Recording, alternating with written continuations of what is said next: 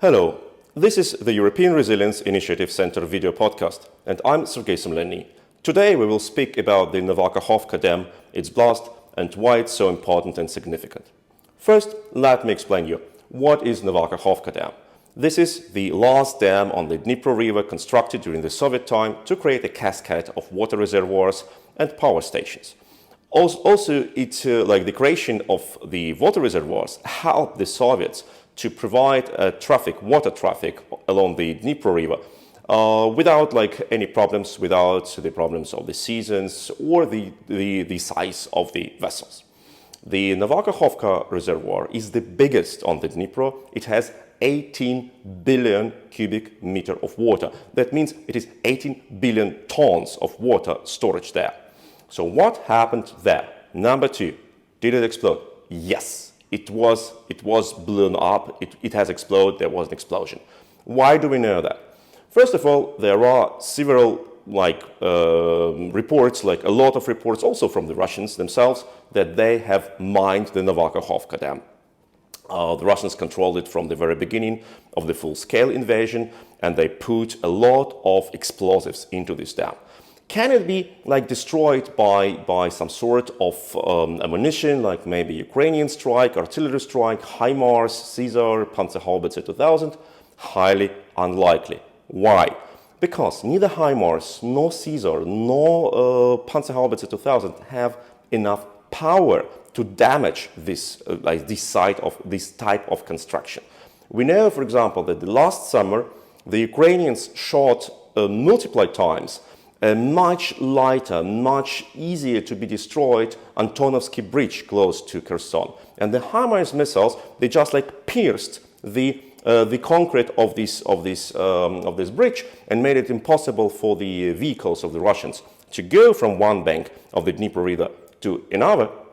But the bridge itself was not destroyed. The bridge was destroyed by the Russians as they retreated back and they deliberately let it blow up. So the HIMARS missiles could not make that much damage that the bridge can collapse. So the dam itself, which is much more powerful structure with a lot of steel, concrete, etc., cannot be destroyed by an artillery strike.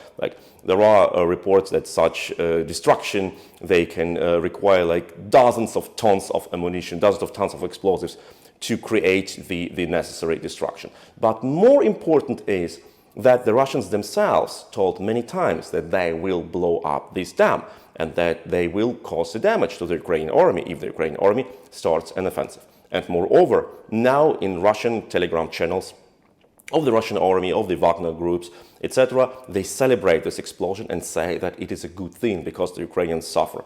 Moreover, on the Russian TV channel Recipient, it is the biggest Russian TV channel, the Russian hosts discuss how they can also blow up, for example, the dam close to Kiev water reservoir and to flush down literally the population of Kiev.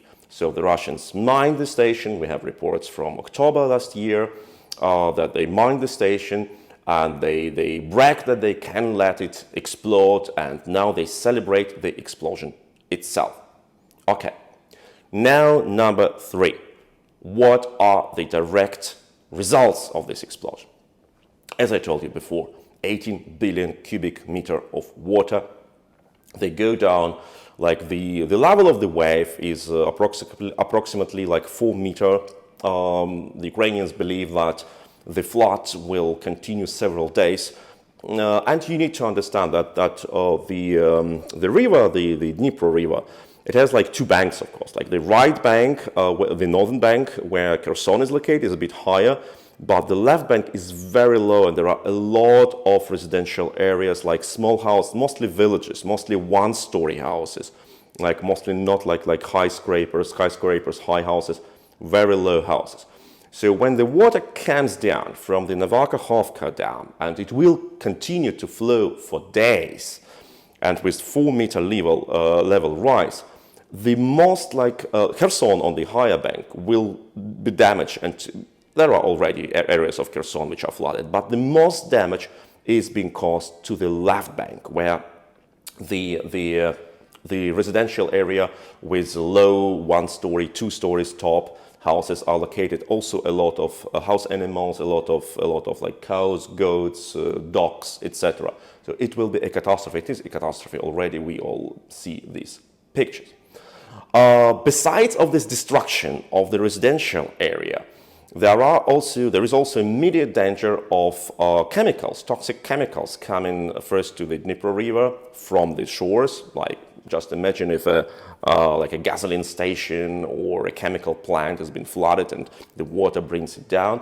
But also because like the level of death of animals on this lower river, and there were also natural reservoirs there with wildlife, etc. If all these animals die, and they died mostly, the dead corpses will be flushed down, will be also contamination by the dead flesh. We see the similar situation upstreams on the Kakhovka, Nova Kakhovka water reservoir, where tons and dozens of tons of fish are now dying because of the low water level. They will all also rot and create create problems, most probably epidemics and something in this field. So, what are other consequences of this bridge, besides of environmental disaster and humanitarian disaster? A lot of landmines that the Russians laid on the left bank to prevent the Ukrainian offensive will be flushed down, and we already see that these landmines are being flushed on the shore at Kherson, so this will create additional contamination by unexploded ordnances and cause immediate danger for civilians. These are the direct consequences. But what are the indirect consequences? Not by the flood itself, but the loss of the Nova Kakhovka water reservoir with its 18 billion cubic meter of water, 18 billion tons. Now we come to the most severe consequence of this Russian act. The Nova Kakhovka water reservoir was created also to provide with fresh water several major cities around Kherson, not only, but also Kryvyi Rih with 200,000 population, and the whole area populated by 500,000 people. Without Nova Kakhovka reservoir, these people will not have any access to fresh water. On top, they will be able to get like rationized by water, like 2 hours a day, 4 hours a day, maybe 10 hours a day, we don't know. But definitely no running water 24/7. Another severe consequence is that the agriculture in Kherson region is extremely important. Kherson region produces a lot of grain, vegetables, of other food, and they depend exclusively on the water supply through the channel system, the very sophisticated channel system, which gets water from the Dnipro River and in particular from the Nova Kakhovka water reservoir. Without this reservoir, the whole steppe, the whole grassland, which is being used for producing food, for producing agriculture products, will just drain out this summer. Most probably there will be wind erosion, there will be other bad consequences, because you cannot restore the reservoir within like just a year or two. So for several years there will be a severe drought in the area, and it will have dramatic consequences for both Ukrainian economy and the world food supply chain, because this area produced a lot of grain which was required for the world. We know what happens when there is no grain on the market, and we have already seen the consequences when the Russians mined the Black Sea and prevented the Ukrainian vessels to bring the grain to the world market. So this will be immense consequence for the world. But not only that, if you think that there will be no fresh water in the areas and no economy, like no agriculture, then it will make the life of the locals there miserable, and people will not return to the liberated areas. That is also a dramatic consequence. So now we come to number 5 of the question: why did the Russians do that? Why did they do that? Because this is a war crime. This is a textbook war crime. Article 56 of First Protocol to Geneva Conventions of 1949 clearly say that nobody may attack constructions which contain dangerous powers like the dams or dikes. And those who attack them, even if there is a military explanation why they need it, they commit a war crime. This is prohibited by international law, and Russia is has signed this protocol, this convention. They should respect it, but they have not. So what was their goal? What did they want to achieve? And some argue they tried to stop the Ukrainian counteroffensive. They tried just to make the area which the Ukrainian troops need to cross larger. I don't think that was exactly the reason, because if they would have done it while the Ukrainians were crossing Dnipro, they could bring any sense. But now, it doesn't make a lot of sense. The wave will go away in 4 days, maybe in 5 days, depending on how much water going per minute through this breach. But then the water will be away, and the Ukrainians will be able to cross the area anyway. So why did the Russians do that? I believe that the reason for the Russians to do it was to cause Ukrainian economy and Ukrainian nation maximum possible damage. I have already mentioned destruction of human lives, destruction of the cities, no access to fresh water for the whole region, no economy, no agriculture. We also count on the lack of cooling water for the Zaporizhia nuclear power plant, which is located upstreams from the dam and gets cooling water from the water reservoir. That is another one problem. But overall, no fresh water for a whole region of the size of, let me say, half of Czechia, and with the population of 500,000 people. This will cause immense economic and social damage for Ukraine. And that is exactly what Russians are trying to achieve now. They want to weaken Ukraine for years in advance. They attacked Ukrainian infrastructure, they stole Ukrainian factories from the occupied regions, they kidnapped Ukrainian kids, and they tried to impose problems for a longer time. Now think about another thing. The water supply to Crimea was extremely dependent from the water supply through a channel system, which first supplied with water Kherson region agriculture, but then it came to Crimea. And the start of this water channel is exactly at Nova Kakhovka dam.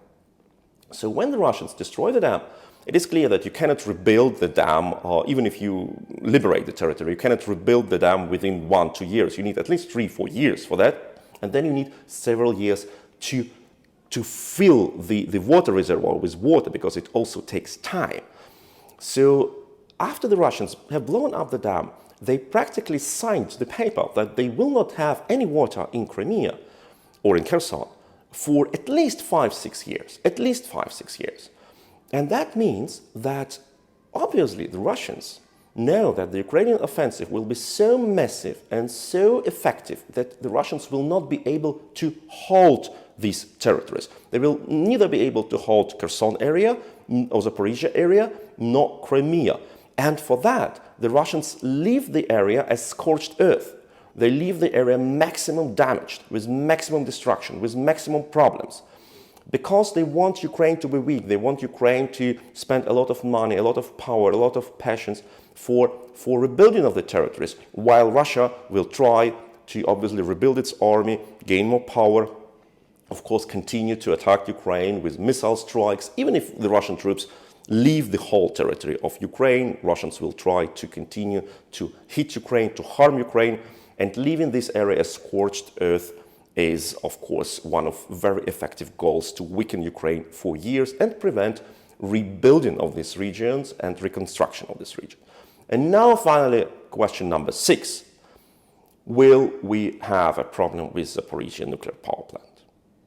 From my perspective, we have an immense problem with the Zaporizhia nuclear power plant, not only because the cooling water, but because, and this is also confirmed by IAEA, International Agency for Atomic Energy, that the Russians have installed a lot of explosive devices in the nuclear power plant in Zaporizhzhia. This is the biggest power plant in Europe.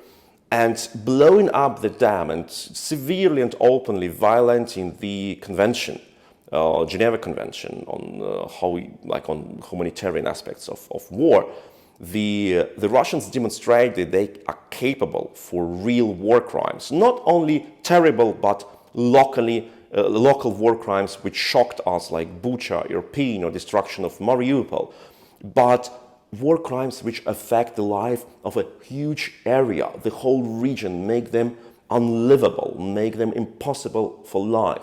And this is a clear signal, look, we are capable for bad things, and we can do also something bad with Zaporizhzhia power plant. That's why we need to act decisively, and we need to we don't need to communicate with the Russians and try to convince them not to do that, but we need to have enough capacities to prevent it, even when the Russians will try to do it. And that is a decisive part. It's not about convincing the Russians not to do something. They have already demonstrated they are capable for anything, and they enjoy doing bad things, but we need to develop capacities to force the Russians not to do that, to prevent the Russians not to do that, and to stop the Russians from doing bad things. And that is, I believe, the most important lesson of the destruction of the Nova Kakhovka dam and the release of deadly power of 18 billion tons of water. Stay with us, stay with the European Resilience Initiative Center, like, share, comment this video, subscribe to our channel, and don't forget to donate for the Ukrainian cause, because Ukraine is the country and the nation which protects us all now. Thank you.